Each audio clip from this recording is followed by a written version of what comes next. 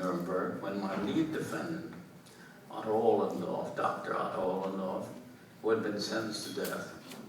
And because the documents were absolutely clear that he was personally responsible as the commander for 90,000 Jews being killed, including thousands of children, I wanted to talk to him as a human being, as a father of 5 children.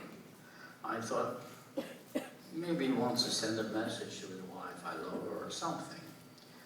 I made it a point never to talk to any of my defendants personally. I had the documentation proving their guilt. I would rely on documents, contemporaneous documents, which is the best evidence, and I didn't want to be misled by charm or personality or pleas or anything else. And I said, Herr Owenthal, kann ich für Sie etwas tun? Can I do something for you?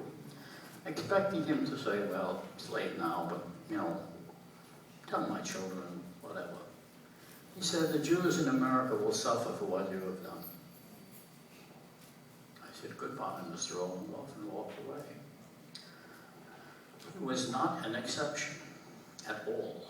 And he was an intelligent, decent, fairly honest man.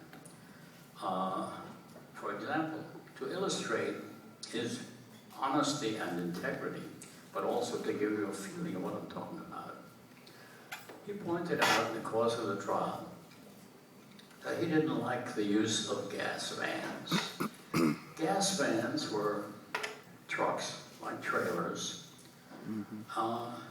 into which you could stack people who were unable to walk or be driven out to the woods where they were going to be shot and killed.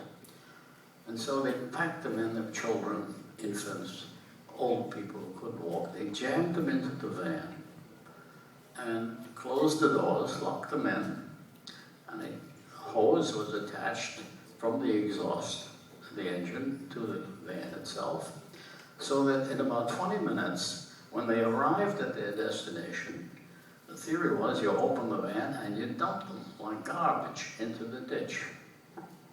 And there were many such vans assigned to the Einsatzgruppen, these extermination squads. Owenthal said, I didn't like the vans. He said, because sometimes they got there, and there were some who were still alive. And you open up the door and they're full of feces, urine,